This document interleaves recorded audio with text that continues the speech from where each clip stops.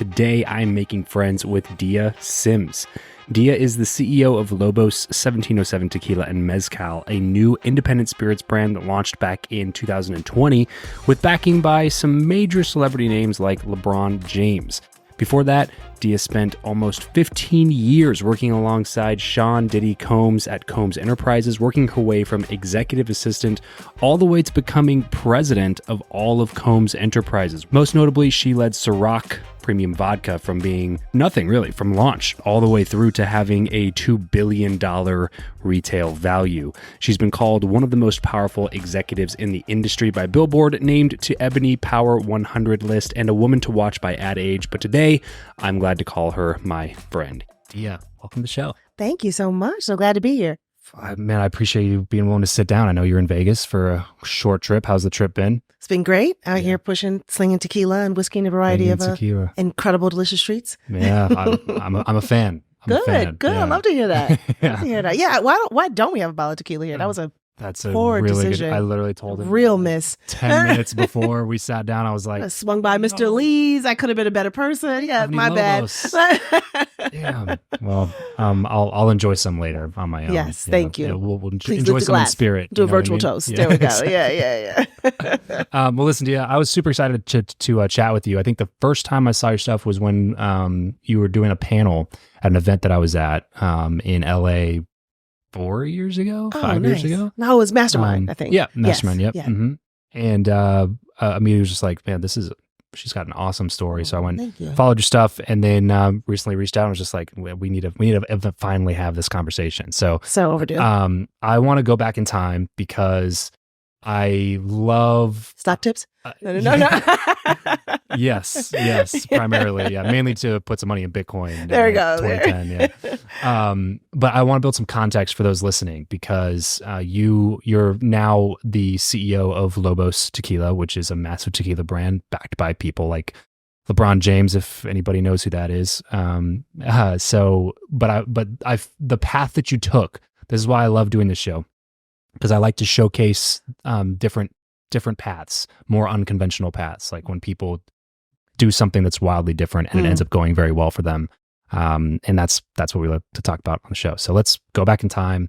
Tell me about 8-year-old Dia Sims. 8-year-old. Set the scene. Yes. So 8 years old, I think.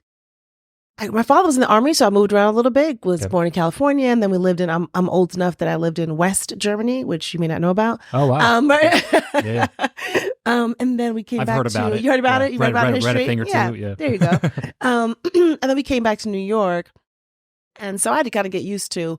Like I remember my parents being like, "You cannot wave and say hello to everyone," because I was like used to living on an Army base and being very friendly, and they were like, "We don't want to squash your sunniness, but like this." But also, this is New York. But this is New York. It's not Fulda, West Germany. So, random fact: when I came here, gummy bears were not really big in the United States yet. So I was used to having the delicious treat in Germany. So I remember it was like a special thing to go to a store and get them. But anyway, long story short, I do think I'm biased. I grew up, mostly in New York, and just growing up in New York, it's a certain hustle that's required just to get something at the bodega, just to back up off the exit when there's traffic. I do think it gives you a mentality of like everything's possible and a real figure it out type of approach. Sure. And then coming out of New York, I went to school. I studied psychology actually, because at the time I thought I was considering going either to med school or law school or just taking a bunch of New York government tests, which is what you used to do back in the day, and say maybe, I don't know, I'll work for some city job. And ended up being recruited to work at the Department of Defense. Okay.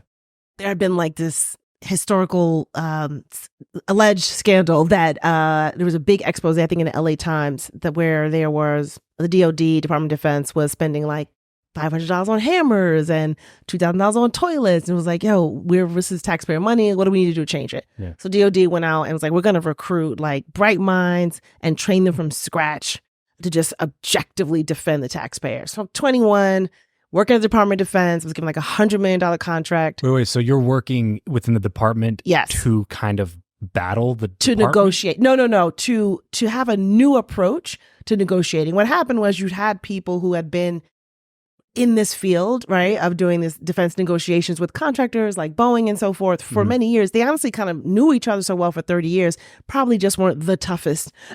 Sure. So we're like, let's bring in just totally fresh people Yeah. that we trained from scratch. I went to what was called the Defense Acquisition University. Okay. And was actually trained in negotiations. So it was for a first job. Gotcha. It's freaking incredible. So you're trained to negotiate defense contracts. Yes, for the United States like government. Contractors when you're like sourcing product or whatever. So like I worked on trainer jets. Okay. Or like cool night vision goggles Gotcha. for naval air, stuff like that. And I would procure them for the United Got States government. And so basically the contracts before this point were just super bloated. It was like an attempt to like bring things, get order in and be more efficient and protect taxpayer dollars. Just like this is egregious. So yes, we're not paying $2,000 for toilets anymore. Yeah. Like, we're gonna it was a response to that. Yes. So you were able to take part of this program. Oh my gosh, they were recruiting. amazing. Were they looking for? Yeah, like, so I went psychology to college in the DMV area, the DC, Maryland, Virginia area. So I suspect they were just recruiting locally. Okay. I don't think my major was such a it was more just they were just looking for a level of like discipline and who can we really train quickly. And at the time I was leaning more towards law school. So I was like, yeah, I want to learn about negotiating contracts. Great. I'll take this and use it when I go to law school. It was honestly like the most incredible training. I was literally like 50 years younger than almost everybody else I was negotiating with. So like I had to know my shit. I had to like, the language of dealing in Department of Defense is riddled with acronyms and shorthand. So you just had to spend my weekend just studying how to even have a negotiation because a gazillion just to know how to sit at the table, memorizing everything in the Federal Acquisition Regulations, which is just as titillating as it sounds.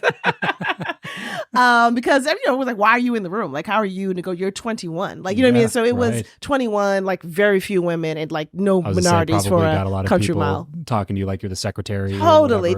Like, sweetheart, please. Like, why are you here? Yeah. But it was, I wouldn't change one thing. I was gonna say, would you find them, in my experience, I feel like I've always appreciated being underestimated because like, it's like a win-win-win situation for me. Like there's no way I can lose here because like if I don't absolutely crush it, all I did was match people's expectations of what they had of me. Absolutely. And if I do anything above that, then the people are like, wow. Oh my goodness. Yeah. The only thing I don't like about being underestimated is just waste both of our time.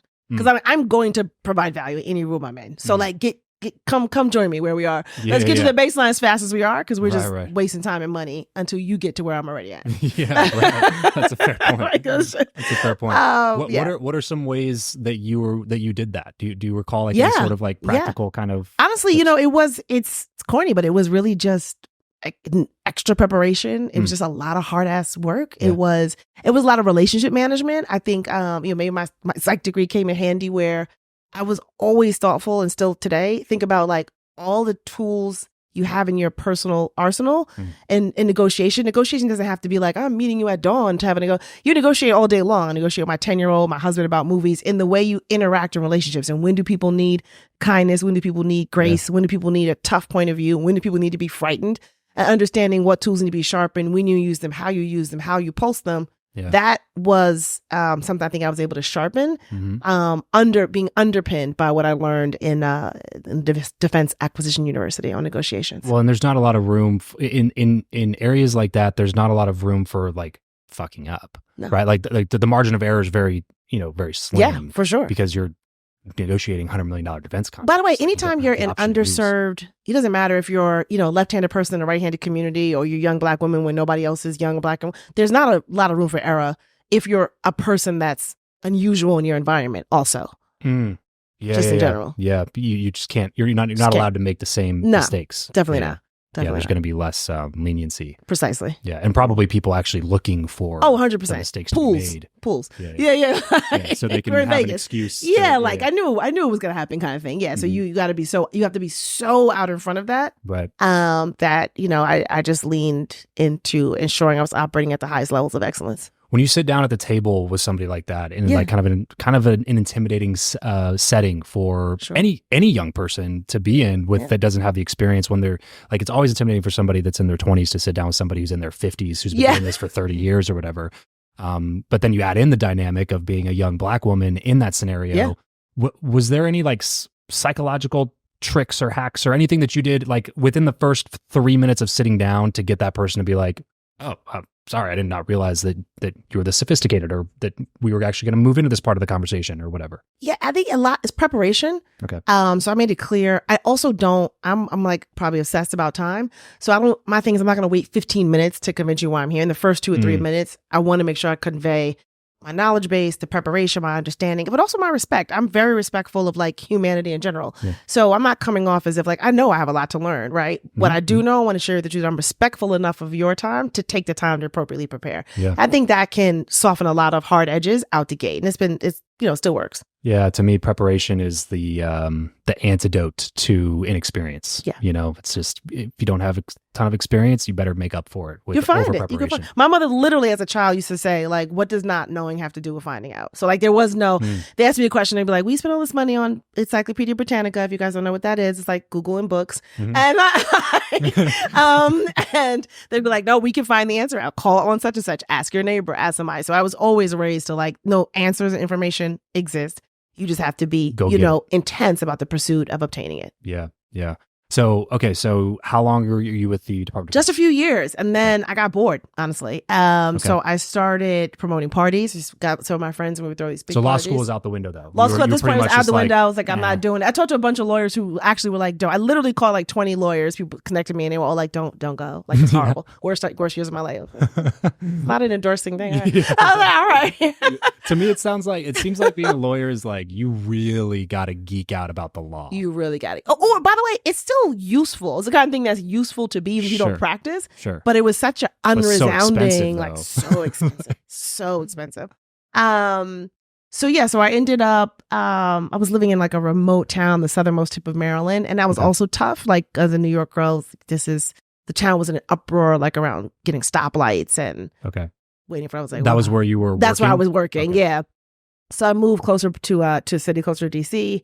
Got into sales, radio sales actually, which was my first entree. Radio sales. What do you Radio sales. So basically I was selling like commercials, concert sponsorships, just ad time. So ad sales for radio stations. You hear like them like, oh, the weather is brought to you by such and such. Right. So I would be the person that was selling that. Did it feel like moving down a weight class, going from negotiating Department of Defense contracts to like convincing an advertiser to spend money on the radio? It didn't, but it just felt really hard.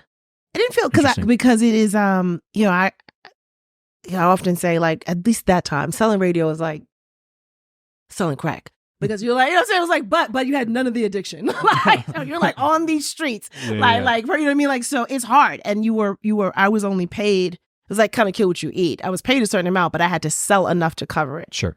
You get a draw. Exactly, people, right? So that was hard. But it taught me that like, it was really the first thing that proved to me that I could run my own business because I was able to, I got my customers, I was able to break new customers and start to really care, eat what you kill. And that, when you get hungry enough, you'd be surprised how capable you become. That's right. Right. That's so that was super important. And it was another great experience. I got another chance at incredible training. I was working Clear Channels. I got to be trained in out-of-home advertisement. How does radio work? How do you buy television advertisement? Wow. How brands are built. And I'm the type that like, back when I was an employee, everything that came up, you might want to take, I'm taking that class, sign me up just to learn as much as I could. Was that innate in you? The desire to learn? Again, just it always comes back to your family, I think, right? Like I definitely grew up in both my parents read a lot. My dad taught me chess. My mother would play Scrabble with me. I definitely grew up in a family that rewarded curiosity. That's a good way to put it. Yeah. I ask those questions now from a selfish standpoint because you saw my kids. I did. Adorable. A little 4-year-old and a 3-year-old. And like now I'm constantly thinking about those things. Like how do I get them to just like get these like core things? Because like they don't have to know everything by the time they leave my house. But like if you know these couple of things, you'll be able to figure out everything else. Absolutely. And that's definitely one of those things. Like my son actually the other day said something about he's going to kindergarten. So we've been kind of just like talking to him about kindergarten and everything. And he said something like, but in kindergarten, we don't get to play as much or something, or like we have to learn more and like learning, or like he said something about it being boring or like not as fun as playing or whatever. And I was like, well, buddy, that just depends on the type of learning that you do. And like learning can actually be really fun. And I was like talking to him about this book that I'm reading right now. I was just like, that's definitely one of those things that I feel like the school system is set up completely to like underserve the people that go to it, because they do teach you that learning sucks. It's like you go to recess to play and then you sit in a classroom and get taught this one learning style that's not effective for every kid in the classroom. Yeah, it's super outdated. And it's also the worst part is that there's this idea that learning sits in some four walls. Yeah, exactly. And it's something, and it's actually not. It's woven into the fabric. You eat a delicious taco, you just learn something for the first time. You know what I mean? Like, that's learning's happening all day long. Like, you get an Uber and you're right. I love that. Yeah, exactly. Like, I just was trying some new mezcal I never had. Incredible. Like, but you're sensory learning, you're experience learning, you're learning from life. Like, you're learning all day long. And this idea,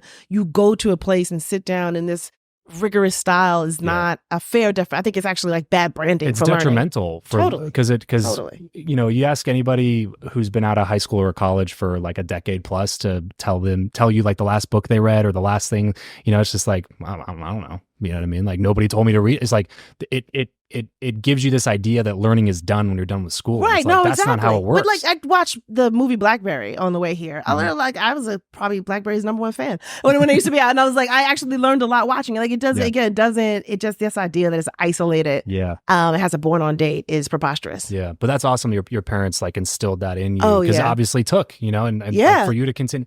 Like, people ask me sometimes about, you know, what my advice to 18-year-olds is. And, you know, if you're a young person coming out of high school or college, what would I say to go do or whatever? And I did 6 years of door-to-door 100% commission sales, which is very similar to kind of what you're talking about. But you had even more like of a rigorous schedule out of that, by be able to like learn negotiating 9-figure contracts when you're that young. And then to be able to go into radio and do sales and get that hunger to like go again, eat what you kill. Like, you're not going to get paid unless you go do something. Like, to be able to do that, and then like those environments force you to learn so much, because you're not going to make it if you don't. Like, you don't have any other option. It's quit or learn. There's not anything else you can do about it.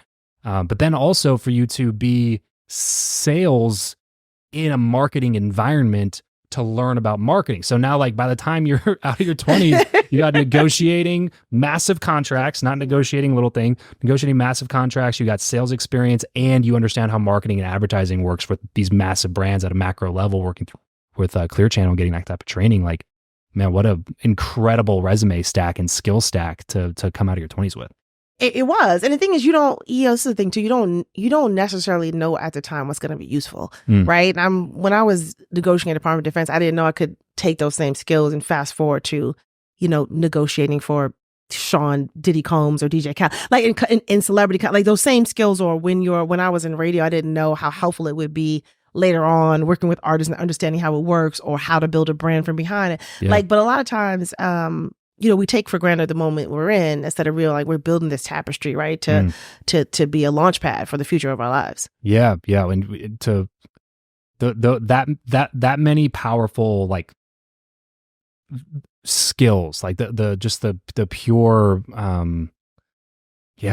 stack that you built during that time is allowed you to be able to go do whatever you wanted to do at that point, and without you probably realizing that was what was happening. You know what I mean? Because you don't realize it until you start speaking the language of those things. Like, you speak the language of negotiation or sales or marketing, and then people who like aren't as good, or maybe they're newer, will be like, wait, what did you just say? And it's almost like you're speaking a foreign language to them, and you're like, I didn't even realize that I was doing that. Not at all. You know what I mean? But it's just so second nature now. It's the weirdest thing. Like, I have a 10-year-old now, and negotiations really needs to be taught at kindergarten. Yeah. Right. It's really a matter of how the art of persuasion. The problem this country has right now is we're so divided because we don't know how to like articulate in the right way, to negotiate, to persuade one another, to respect other opinions. Yeah. Like, I remember learning debate and learning the difference between attacking somebody with logic, attacking somebody in person, like in fifth grade. I don't think that kind of thing is taught anymore. And it's a gap. Yeah. There we go. It's a proof point.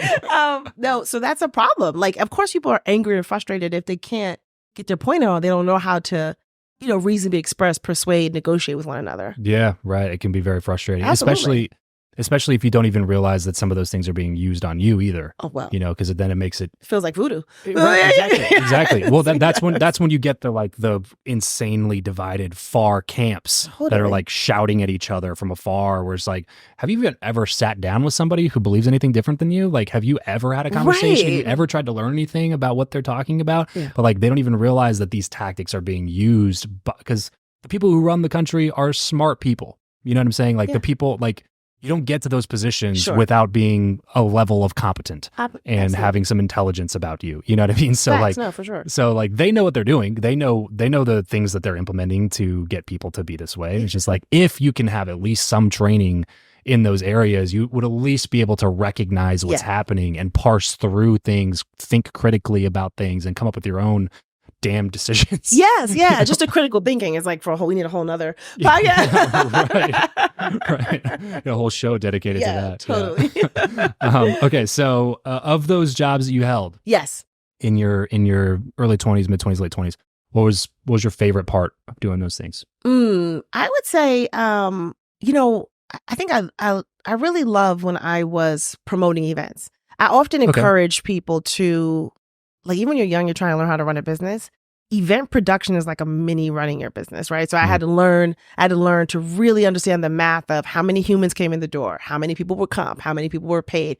Did it go up from hour to hour? How much were they getting per drink, right? How many comps did I need to have? What was everybody's name? I understand how to brand it, how to be a hostess, how to have relationships with the spirits, how to make sure all my vendors were paid when they walked in, my DJs, cocktail waitresses, how to, like, you know, I wasn't employing them directly, but it taught management skills and interaction. So this was kind of on the side? This was kind of, I had a company with some of my friends. Okay. And we started just working with this like DC legend. He's still around now is known for caring so deeply about hospitality. So he throws like these pristine events, produces incredible like environments. And I learned a lot under his name is Mark Barnes, under him, in terms of just a discipline in the way what hospitality really means. And again, like hospitality, we think about it as some like the difference segregated between a party space. and an experience. Precisely. And it was this idea of like hospitality is the way you live your life. So today you come to my house, I want to treat you in that same way of like, oh, remember they're allergic to this, they love this. I want to introduce them to this new cocktail. I want to serve the most beautiful, coolest place. Like just the way you live, you know, for yourself too. But that learning I got from there was, I think, better than any formal training in some ways. Man, another thing to throw in the crock pot of skills there. Honestly, it's like it's delicious. Soft, exactly. Like to me anyway, and I'm no economist or anything, but you know, I have theories. I can think sometimes. You know what I mean? Philosopher at least. I feel like soft skills are going to be the thing that runs the world in the next decade, 2 decades, because the more automation comes out, the more AI takes more jobs, the more these types of things are taking away like technical skills and things like that. It's just going to be more and more invaluable to be able to network, to know how to talk to people, to be engaging, to build real, genuine relationships with people, to know how to communicate, to persuade, to influence. It's everything. Like, for me, it's actually everything. I've been fortunate. Like I've been in all these jobs where they like do your personality test and all that kind of stuff in different companies. And like I'm pretty smart. Like I'm an A student smart, but I'm not like physicist smart but what I always come off the charts on, extraordinary high levels of empathy, extraordinary high emotional intelligence. And in many ways, that's been the most useful tool versus knowing a lot about any particular, genre or subject. Yeah. Especially in terms of your career, you know, totally. like your life. It will always lead to greater impact. A lot of times bigger salaries. Yeah. You know, the salespeople are always the best paid. You know what I mean? Like it's just, absolutely. That's just how marketers are always the best paid. If you know how to communicate, if you know how to persuade, leaders are always the best paid. You know, C-suite for a reason. They're not just the C-suite because they have like technical skills exclusively. It's because they know how to lead divisions of people. And they know how to take a bunch of people with different views and backgrounds and contexts and cultures and put them together for one common mission, and be able to to do that successfully is not an easy task. It's not anything. You're a general. You may not be the best sniper, right? Sure. You know what I mean? But you have to have a certain level of intelligence in the way you communicate, to galvanize, excitement, to lead people forward. The humility required to do that effectively, you know, to build a culture of people that actually are wanting to see your vision come to pass. Yeah. You know, like those things are they're so crucial. And I think they're just going to continue to get more and more important. Totally the more the hard skills are just going to be replaced by technology. It's happening.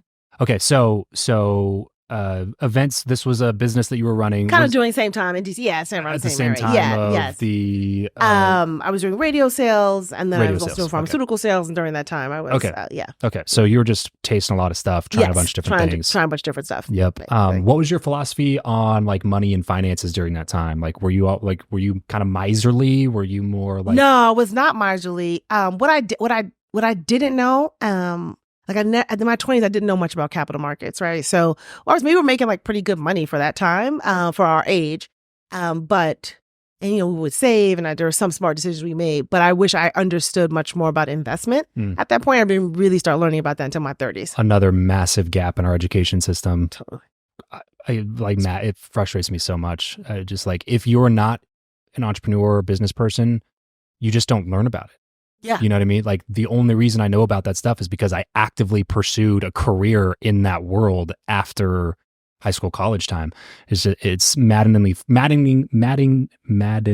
frustrating to look at the sheer lack of education around even how your credit card works, and how totally interest payments work, and how compound interest can multiply your net worth. Like, there's so many people who are just like, don't know at all, and it's getting worse, not better. Right. I mean, I read a stat the other day. It was like close to 80% of Americans live paycheck to paycheck.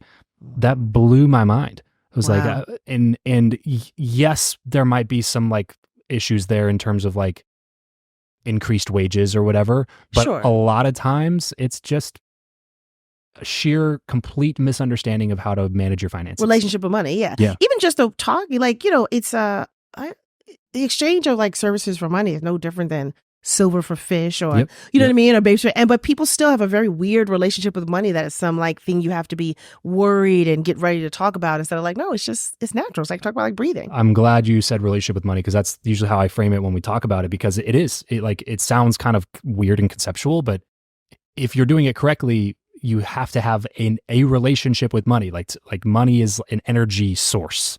You know what I mean? And it's a freedom source. It will treat you the same way you treat it. You know what I mean? So absolutely. like if you just decide to never learn about it, if you neglect it and ignore it all the time, then it's probably going to ignore you. Yeah. It's probably going to, hard to find. Your bank account's going to be reflective of that. Yeah. Yes. But yeah, that's another one of those things. Just like, I just have no idea why we're not learning this, makes zero sense. At a younger age. I mean, both ways. Yeah. Double entendre.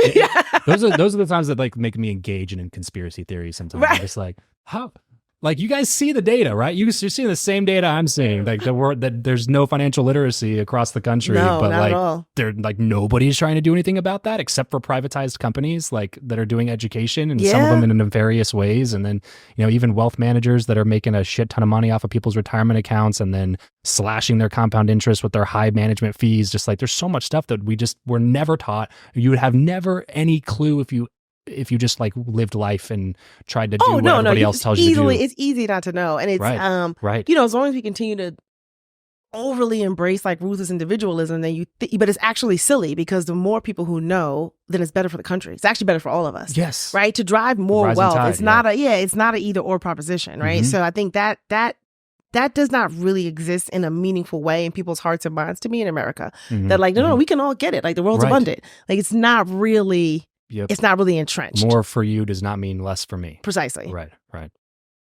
Okay, so you said you're in your 30s when you start learning a little bit more about capital markets and things like that. So what's the transition to finally? Because I read it, and correct me if I'm wrong. And I don't know how accurate the source was.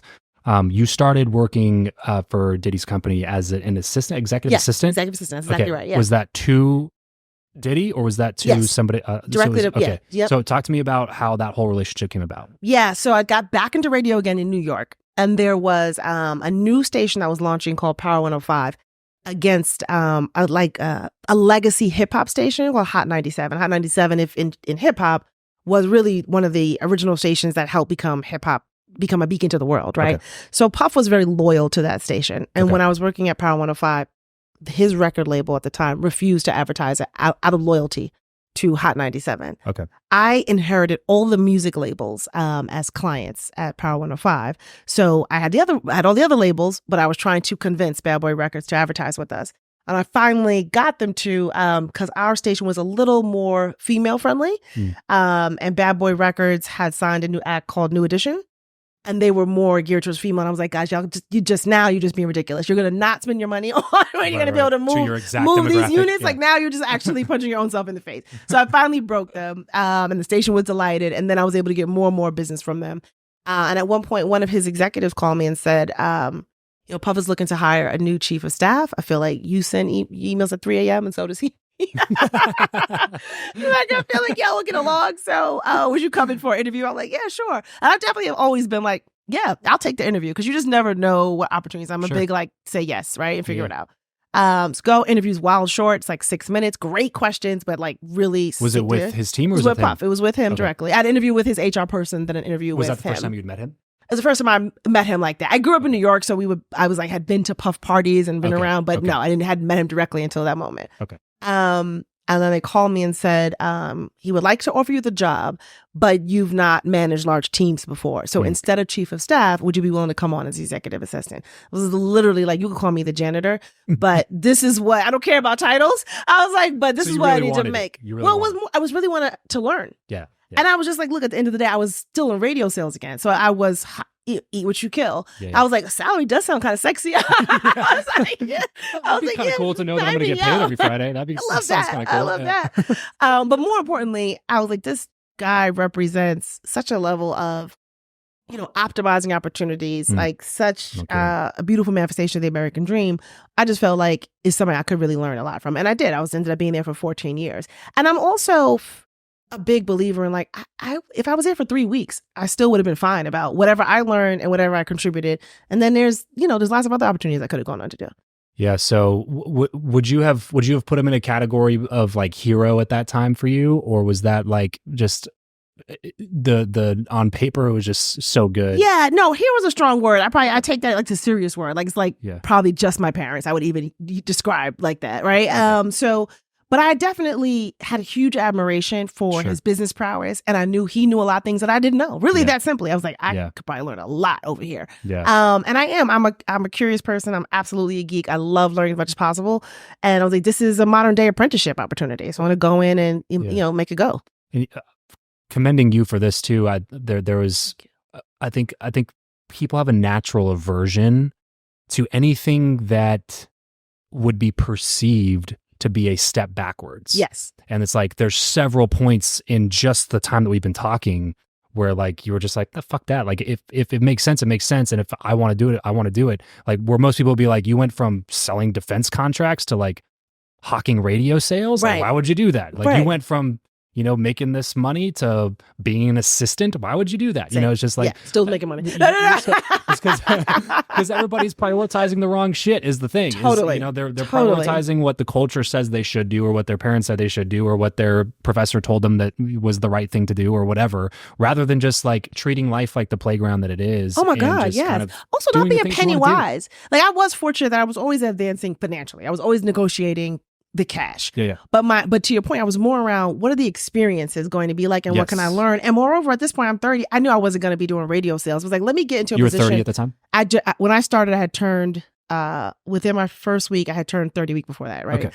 So I was like, I want to figure out what I really want to do long term, not a series of jobs, but like, what am I going to do that can get an imprint on the world? So I would have actually been willing to do something where I could apprentice to open up my eyes to so many things. At that time, when I went to work for Puff, I got to be involved with 5 television shows in production at once, managing 22 licensees at Sean John, launching a fragrance from scratch, one of the biggest companies in the world, building a spirits brand, like relaunching it. So I got to see so many different, sit at a purview, right, to be able to see so many different businesses. And I would have never got that type of learning at a major organization.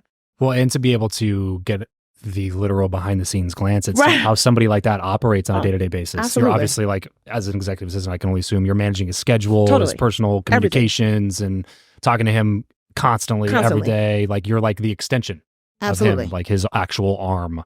You know what I mean? Yep. And as an executive assistant, that's your job. And the best ones, like people don't understand, executive assistants get paid 6 figures. Oh yeah. Like multiple 6 figures. Absolutely. Yeah. To do what they do. Especially in New York. Yeah. Yeah. Like it's a gig and a half. Yeah, you know what I mean? Because you're really, if you're really doing it right for something like that, you're committed. Yeah. Like I would tell my friends, I was like, my friends and family, I was like pretend I'm like It's I like went to war. you've Like I'm burrowed gone in for his 6 months. brain. Like, You know what I mean? like you are all in. Yeah. And you become an extension of that person Totally. for sure. Yeah. How long were you in the executive assistant role before you start kind of like seeing some? Yeah, not long. So I was executive assistant, and then within 3 months, he promoted me to senior executive assistant. That's a promotion. And then I would say another 3 months. I'd been there for a full 6 months, and I felt that I was doing what was described in the original chief of staff role. So I went to him and proactively said, look, I feel like I'm taking on things that I'm reading it. I feel like I'm doing these things, or anything you see as a gap. If not, let's keep moving forward. And I'll stop there for a second, because I'm a big believer in like have a quarterly business review with yourself in the mirror. Like people's like a lot of times just let, life happen to them. You go to work you have to actually be really intentional about how you're holding yourself accountable. Are you moving forward in the way you want to be moving in whatever direction that is and whatever's important to you? And that could be a strawberry farm. That could be your personal fitness. But for me, I was like, I'm not going to just accidentally be here for 20 years. So let's talk about this for a second. Yeah. Zoom in from a practical perspective. If somebody's listening to this and they're like, I've been thinking about trying to negotiate a raise at my job, and I just don't know how to ask, or I'm timid about it. I'm not that great at that. How do you come across that? What do you say? How do you ask them? What's the appropriate way to ask? In assuming that this person is actually good at what they do, yeah, and they're absolutely. adding value to the company, yeah. What's the best way to approach that? I mean, I think it's feedback based. Go to payscale.com. Go to SHRM, SHRM, right? Go to Glassdoor. Look at what you should be being paid for what you're doing. Look at where you're impacting the bottom line to either make money or save resources, right? Or contribute resources in a meaningful way. If you're not a person that's comfortable having that conversation, slowly take the time to write it down. Ask your homie who is good with it and articulate it in writing. But also, I think you got to always be prepared.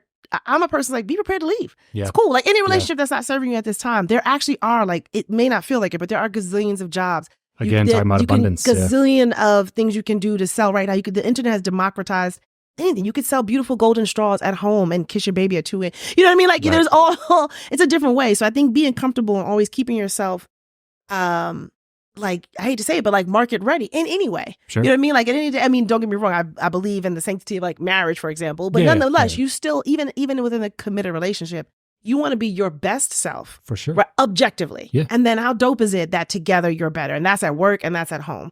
And I think if you come with that mentality, like my thing is like anywhere I am, I try to be like, if I leave right now, I feel really good about what I contributed. So like you don't owe that job anything. As long as the job has paid you out, they shouldn't owe anything, but don't feel beholden, but also stand for what you're worth. Yeah. Because you're only going to work to make money. Right. I mean, you know what I'm saying? Like that's the primary reason, right? I mean, hopefully people love their jobs, and primarily you're there to make money. So yeah, you got to be proactive about going to ask, particularly, everybody knows you make more money when you go from place to place. So if you're at the same place, they have to value that because actually retention is really expensive. I mean, I'm sorry, not like you leaving and them having to re-recruit. Recruitment's really expensive. Yeah. So you leaving is just going to cost them more money. And don't hesitate to bring that up. I want to stay. I have no desire to leave. This is what I'm looking for. It will cost you X amount to replace me. And let's just stay together. Right. Stay together. Yeah, you gotta be willing to have the uncomfortable conversations. Absolutely. Everything. Somebody said that one time, and I always held on to it. I wish I'd give them credit, but everything you want in life is on the other side of an uncomfortable conversation. Absolutely. And most people just aren't willing to have the uncomfortable conversation. Got to do it. But like you said, you also have to be comfortable with leaving. And I think that's probably the thing that holds people back more is the fear that that petition will be rejected, and that it might shine a light on the fact that maybe we don't even need this person to begin with, and then you lose your job. Good, but then you don't want to be special not valued anyway. Exactly. Exactly. Yeah. So you got to think about the career in terms of years rather than like what's going to happen in the next 3 months. Exactly. Exactly. But you got to stay ready is the piece. Yeah, and don't underestimate the power of a small raise either. Like people think about that too, or they're like, well, but it's only 12% or whatever, 8%, and it's like 12% is a lot year over year. It's way more. Average is 2 to 5%. You like compound that over a long period of time. It's like you can't afford to not do this. Yeah. Well, especially now with crazy. By the way, your time is so valuable. Right. It's the most thing. It's actually priceless. So there's more. So you actually have to protect yourself. It's this idea of you don't want to have one uncomfortable conversation, but all you do is signing yourself up for 10 years of uncomfortable living because you're probably being underpaid. You know what I mean? It's a choice. Yeah. Choose the hard thing that you want. Both paths are going to be hard. Just one of them's more like ripping the Band-Aid. Yeah, exactly. Okay, cool. So back into the story here. You get promoted to senior executive assistant, and then promoted chief of staff, and then we had a comedy tour called Bad Boys of Comedy. We were working with an organization called Diageo, who's the biggest beverage alcohol supplier in the world. So your company would produce the Bad Boys Comedy Tour? We work with HBO, and Okay. then we produce the tour and help find the comedians and so no forth, way. right? I didn't know that. So That's awesome. a brand called Crown Royal was a sponsor of it, and we started having conversations about maybe getting into spirits. Now, Puff was well known at this time for throwing like elaborate parties. So he was known as like master of hospitality, and he had gotten a lot of spirits offers before, but he had been reticent to do it. He wanted to make sure he felt a certain responsibility to the community, so forth. Anyway, when we decided to have the conversations, I was his chief of staff. And I said, listen, I would like to be part of the team. I don't know if you remember, I'm trained in negotiation. So I want to be part of the negotiation team with Diageo for us to move forward with this brand called Ciroc Vodka. So he said, yeah, sure, it's fine. So tap me in. It was a very small group of us. We negotiated. We got an incredible, never heard before deal in the space. And once we were about to launch, I went back and said, I would like to be lead on rebuilding the previous ad agency he had called Blue Flame and being the point person for this team. I want to turn this business around. I want to be the point person to manage Ciroc Vodka. He said, you need to replace yourself as chief of staff, and you can do it.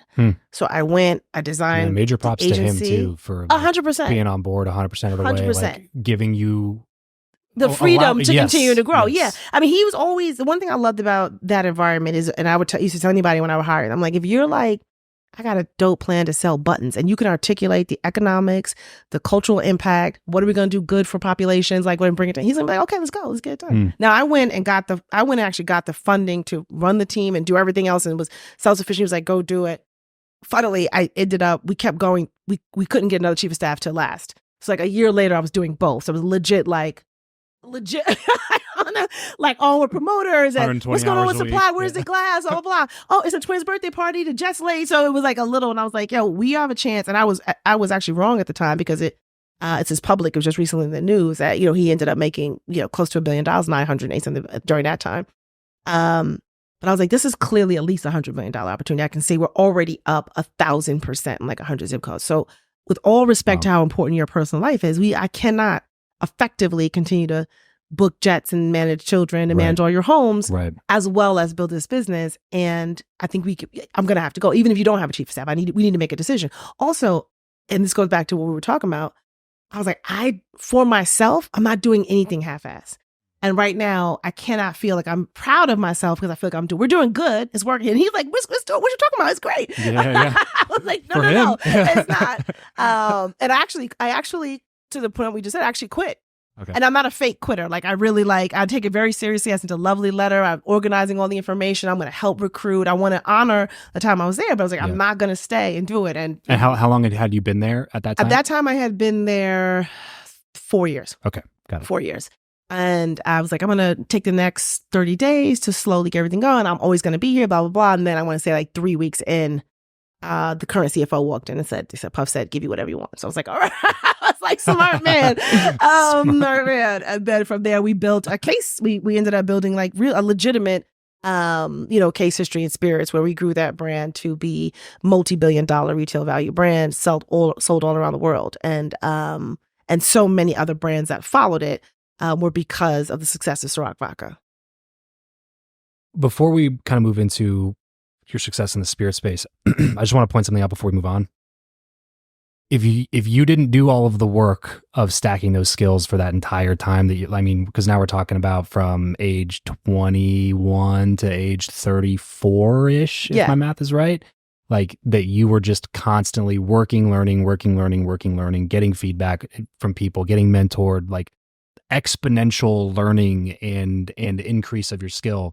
If you did not do that, then you wouldn't have like gotten them to give you whatever you wanted. Like I just don't want to have somebody listen to this going like, I do need to just go ask for what I want. Right. No. And it's like, well, but like sometimes you don't deserve it though. Like sometimes you like, by the way, there's intrinsic value in certain things. Yes. Right. Exactly. I'm not going to pay $100 for a tangerine. Like end of the day, like there's there's two important things. One is like, you have to create objective, not like actual value, right? For you provide that's commensurate with what you're asking for. One. And that's a piece that people really you're right. You sometimes miss it. And just like, I never come from I deserve it. Yeah, they're like, well, I come from like the data, yeah. Any independent person, put me in just put the stats up. Yeah. Like put me on a field. You don't even need to know who I am. And your stats have to make sense objectively against what you're trying, right? So I think that's the point differentiation. Yes. You get paid for the value you bring to the organization. Yeah. The point is to try to make your time more valuable than other people's time. Yeah. You know, and then when they're faced with the idea of like, oh, we're either going to lose her or we got to give her whatever she wants. We got to just give her whatever she wants because she's that valuable. And like people that are good leaders know that valuable people will never stay in a situation that's going to compress their opportunity. It's just like you have to give good people the opportunity. 1,000%, because good people already have opportunities. Correct. So that's the thing you got to always realize. Like anybody around me, like I've had people work with me for 20 years at this point. Because I'm like, if I see somebody great, I want you to have a wonderful life. I want to support everything you have, your whole person, right? Because I recognize that if you're great at whatever you're doing, I'm not the only person who's going to notice that. Yes. So I'm grateful if you're choosing to be with me, and we have to have a requited and healthy respect and relationship. Yeah. It's like one of the best compliments I get is when people compliment my team. You know what I mean? It's like, oh man, this person just took care of me. It was so good. Like it was such a pleasure to work with them. You know, it's the best. Like, I always screenshot it, send it to them, just like say thanks. You know what I mean? With a little bonus or whatever. It's just like, man, you keep crushing it. You know, totally. Like, that's what you want. It's just like you got good people are hard to come by, and that's kind of my whole broader point to bring this little sidetrack up is just to say that like, if you're gonna go in, you know, guns blazing like that, better have the receipts. Totally. You know, to be able to force the hand. Totally. And force it in a happy way, right? Like, yeah, and that's the thing. I'm not a big, like, I don't have to. You're not threatening. I'm not, it's no threat. It's no threat. It's all good. And it's all good because like, this is the beauty of like, when you are clear on what each of your values are, and each of us have our own unique values, right? To bring to the table. It's not something special about that you and I are talking about. But if for some reason it hadn't worked out, I feel very good that he was before he knew me, he would have went on to be successful, and I feel very good that I would have went on to be successful. Now sometimes you have a great group together, right? Like the magic of a certain team, right? And that's like you want to break that team up or that musical act up, like, oh, they're not quite the same, right? So that's something you have to recognize and respect. But it's the kind of thing of where like you make these choices and then you make that choice the right choice. It's like when you go out, nobody's going to be like, I can't believe you didn't wear the yellow dress in your closet. They don't know what I was going to wear. What my dress was gonna be, right? So you make the choice, and like you just now you have to just keep going forward in that choice and do what it takes to make it right. Right. Okay. So Ciroc, massive success. Yes. Talk to me about the building stages behind that. Was there a lot behind the scenes that you guys did to make it this brilliant case study? Huge. I mean, it was like one of the things when none of us had worked in the spirits industry. Yeah. So we brought all of the like hustle and intensity of the music industry, fashion, right?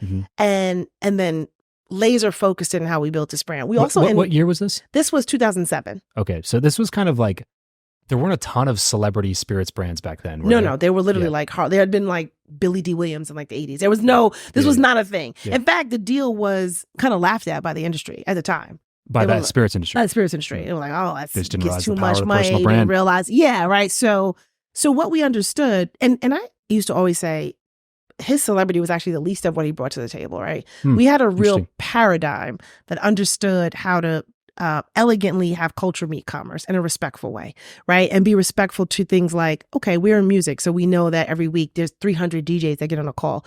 How are we going to make sure that they understand the power of this brand, that they benefit from success, and that we respect them, and we're not just treating it like a one-time promotion, once a year, right? And at that time, it was a French vodka, right? It was for everyone. But minority communities were really only getting that type of branding and support, like it's Chinese New Year or it's Black History Month. Not sustained, glamorous, meaningful investment at a steady drum that was culturally relevant. The thing about at that time, our team, and you kind of can't fake this, at that time, our team really knew like, oh, have y'all heard about this new act named Lady Gaga? Like we knew how to be at the right moments at the right time to insert this brand at this juxtaposition of culture creation moments. And we made it a system. It was like a whole social diffusion model of like what's happening this week so that this brand can move at the speed of culture. 1 year Ciroc was in 50 songs because we had a studio program. Like these are the things nobody would even know about, but having relationships with every studio booker around the country, right? Deep relationships with them, respecting what they do, finding out who's coming in the studio, bringing in delicious food, drinks, mixing it up for them. Like that kind of thing got us in 50 songs. Like that it was organic, but it took a lot of work behind the scenes to set up and make these organic moments go. And the product had to be good. And the product, bar none, has to be good or we wouldn't do it. Yeah, because you can put that stuff in front of people all day long, but if it sucks, I mean, for one, we wouldn't do it, but two, it's like customers was too smart. I think it's disrespectful. Yes, like you can create. The joke used to be like I could make anybody's birthday a national holiday, but like if you come the first time and it's whack and I don't know and the temperature is off and the liquid's at the right temperature and the music mix is confusing, like you're not coming back the next year. We're inviting people to be in a long-term relationship where we respect where they bring to the table and we really come full force. Yeah. How do you go through the initial stages of product testing with something like alcohol? Yeah. So obviously we were always concerned and really vigilant about responsibility, right? And really making sure we were encouraging compliance and so forth. What was interesting about Ciroc, and this is one of the fun parts of it, was as we started to explore flavors, and this could be debated one way or the other, we spent a lot of time, I would spend a lot of time, part of my job would be going around like living in New York, I might go to the 6 blocks that had like a high density Polish population and get unusual flavors to bring in so that we could be tasting all kind of flavor profiles to think through what are the next flavors that we want to come out with. Gotcha. And I got to learn a lot about innovation and R&D, and a lot of Puff's personalities, he thrives in a lab setting, right? So whether it was fragrance labs and we have 300 different components of what makes a fragrance, or whether it was music labs, or whether it was innovation labs to make Ciroc Peach, which came out and moved more cases than anybody could ever expect it. That process was really interesting and intriguing. Yeah. So you come out with the product. How quickly did you realize that you had something that was unique and was going to make a splash that you were really not expecting? Within 90 days. I mean, because we launched and so again, because we were so hardworking and so just everything's possible, even when we closed the deal, most of the time you close the deal takes a long time. We closed the deal in October, and at that time, October, November, December, 70% of liquor sales per year were happening. So we were like, well, we want to launch now. And Diageo's huge multinational, they were like, well, it takes a long time. You got to do a plan. This is a supplier. But yeah. Okay. And they're like, oh, we do 14 weeks of planning. We're like, no, we want to launch now. So we're like, we shoot a video. Kanye West's song Flashing Lights had just come out. And it was like, in the beginning, like, this is going to be hot. I'm going to negotiate with them and make that song for the commercial. And they were astounded. We were like, in 3 weeks, full campaign, every market we wanted to go to, point of sale, merch, new commercial, fly hit song, radio plan order with the 4. And they were like, yo, you guys move like ninjas. And we were like, 3 weeks. We don't have other brands. Like, you know what I'm saying? He was successful, but I'm not going to get rotated to the Johnny Walker team. Like we build stuff like our life. You know what I'm saying? Like this is, we're going to make this work. It was a startup culture in a giant company. It was a startup culture in a medium size. We had like 200 people. And on this business, there was like 30 people at most. At that point, it was like 6 people in the first year. Moving it forward. But we moved with an urgency. Yeah, I was. That's right.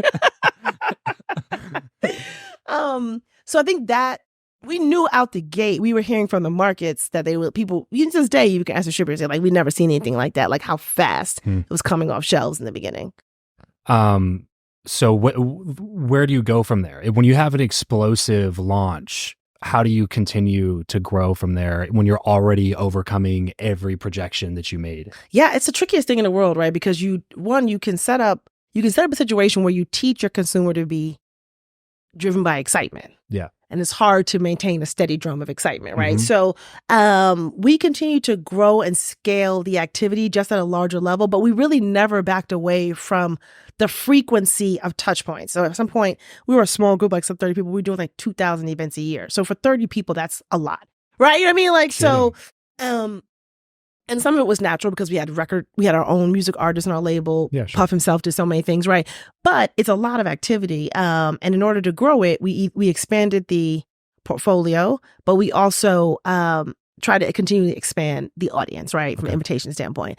And then we also expanded geographically, right? So in the beginning, we were focused on certain markets, and then we went to full kind of US. Was that the go-to-market strategy? Was events?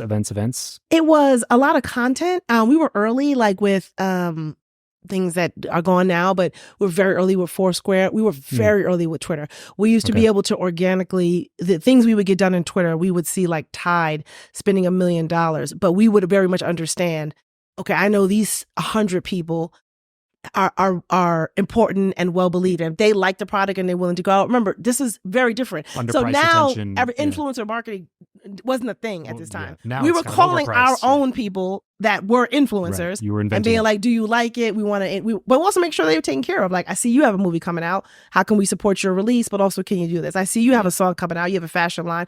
And we really try to take care of behind the scenes. In New York, during Fashion Week, the houses are like nuts. Like they don't sleep. They're up for days. So we would do things like just show up with like delicious food and say, thanks for what you're doing for Fashion Week. Like those kind of behind the scenes things are the things that, you know, people remember from your hearts. We used to do things like, most spirits brands go into a nightclub in the beginning of the night, right? Because you want to teach people to don't forget to tell people to buy Ciroc. We would do something, it was like a breakfast club program. We would come in at the end of the night with delicious breakfast they could take with them home, or they could eat it right there to say, thank you, cocktail waitress, for helping us tonight. And that, I think that behind the scenes feeling, we got a lot of goodwill for that.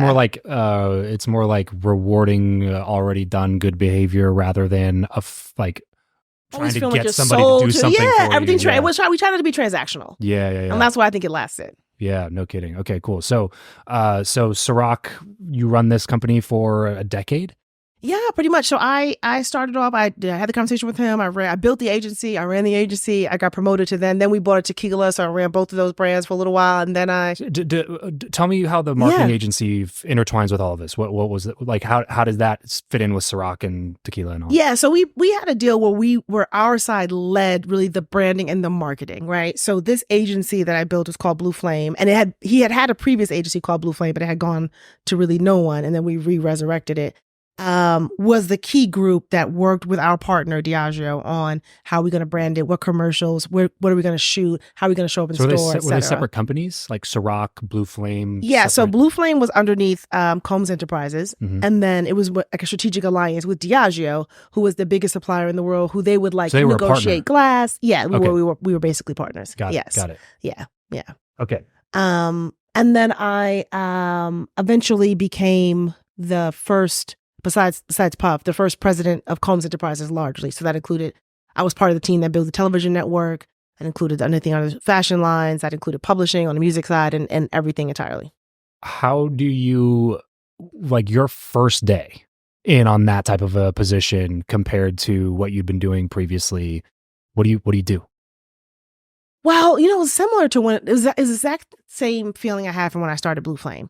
When I started Blue Flame, because we all do this. You work in an organization, you work in your whatever. You're in the warehouse, and you're like, that team over in accounting, they could be doing this. So I was like, I tried to think about all the things that I felt like I thought I could improve on, and some bottlenecks that you experienced. How do I build this team to be the future of what we can be, right? To model the example of how we can be our best, the right systems, the right rewards, to make sure people really feel motivated, they really participate, right? And that's the same blueprint I took when we said we're going to start building Combs Enterprises.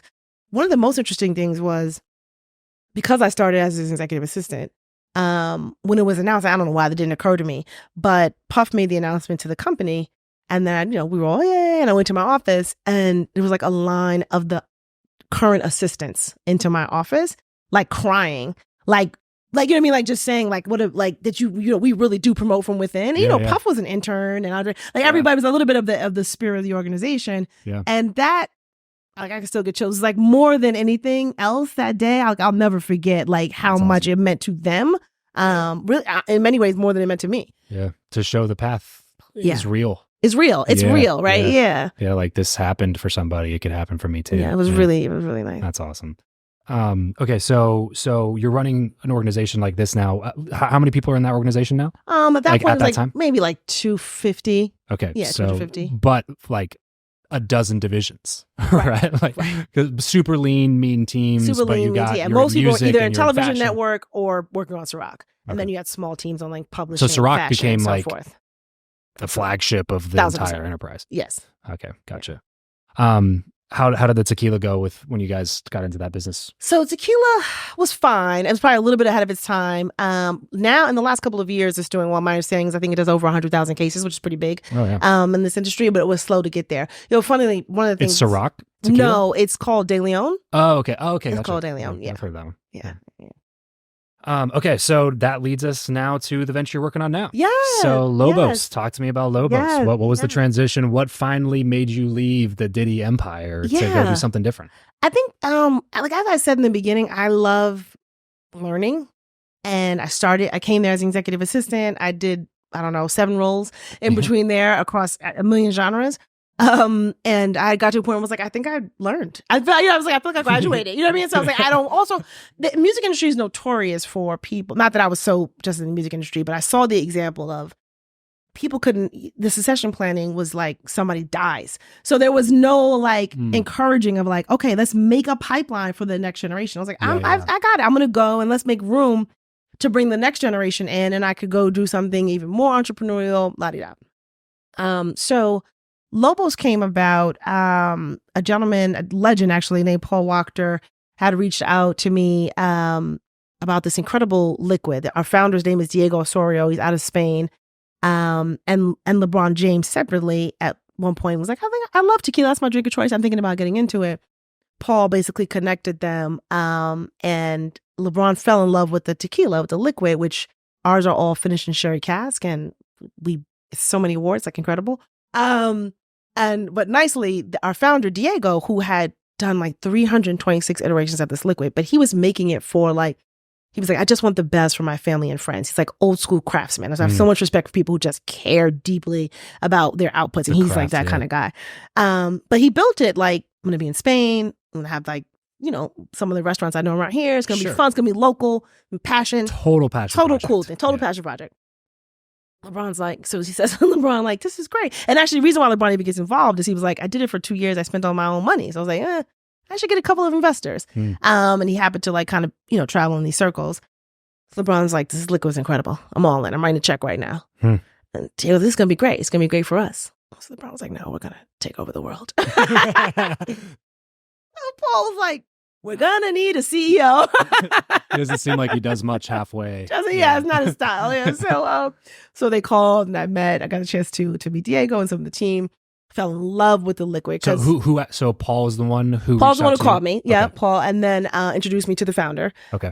Diego Osorio, and tried the tequila because to the point you said earlier, my thing was like, look, after Ciroc, I'm very grateful, but I get like 50 pitches a week on certain stuff, right? I was like, I don't have any interest in doing anything that's not incredible. Yeah. So he was telling me, I was like, I have so much respect for LeBron and I think Arnold Schwarzenegger. We have a crazy cap table. Paris Hilton, Drake, everybody has invested in this brand. No shit. Yeah. I didn't know that. But I was like, I don't care unless the liquid. Yeah, right. It's good. I still can't sell shit products. I still can't sell, right? So he pulled it out. It's funny. We were in New York at 57th Street in the cocktail area of the Four Seasons. Like almost got kicked out because he's like pulls it out in a glass. But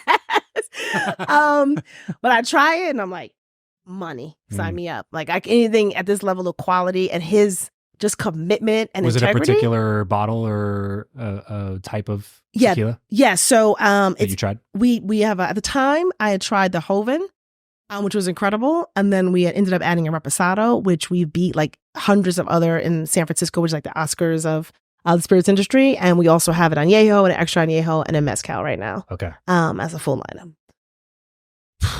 Real quick before we move on. Yeah. What is the difference between tequila and mezcal? It's a great question. So the biggest difference really is the mezcal is like, we always say it's kind of like the wild rock and roll side. Like it's really authentic. It's the volcanic pits and the way that it's made, typically made around Oaxaca in Mexico. And it's like when you see the pictures of like donkeys going through that dark, rich soil, that because of that volcanic pit where it comes from, you get this smokiness on the liquid, right? Yeah. Some of them I feel like, I think do a disservice to the category. You get the wrong, if you tried the wrong mezcal first, you may think to yourself like, oh, it's like looking at a barbecue grill. I'll pass. But if you tried the right one, and I love ours. I love Lobos because of the sherry finish makes it a little easier on the palate and more mixable. Yeah. But I would shout out to Illegal. There are great brands, but you have to pick the right one. It's a little smokier. It's a great transition. If you are like a single malt drinker, but you want something a little more clean, a little lighter, a little lower in calories, then a mezcal is a nice option. Okay. Yeah, that makes a lot of sense. Yeah. That's, I didn't even know that there was like, I didn't even know that they were like from the same family until like a year ago. Absolutely. There's so many agave. Like I think people don't know about this Bacanor's Rossi. It's just so many different agave spirits, and that I think we're going to see roll out over the next. Maybe I've not tried. Do you drink the mezcal just like straight or on the rocks? Or you can. It's great like in a Paloma. Okay. You could do like a mezcal old fashioned is really good if you like an old fashioned cocktail. Yeah. I'm a big whiskey drinker most of the time. Oh yeah. So if you could probably do on a rock with a lime. Yeah, but I frankly I drink tequila now more just because it's healthier. Yeah. I don't know that. I mean, alcohol is alcohol. It's not super healthy either way. But yeah, I do like drink tequila more now than probably anything else just because of that one thing. Well, but I miss the flavor profile of the whiskey. So maybe our extra añejo. We find that like real whiskey enthusiasts respond the most to because it kind of has like a beautiful journey when you're drinking the liquid. Okay. But I will get you everything and then you let me know what you think. Sweet. Yeah, super clean. It's kosher. No additives. Taste test terrific for you. There you go. I love that.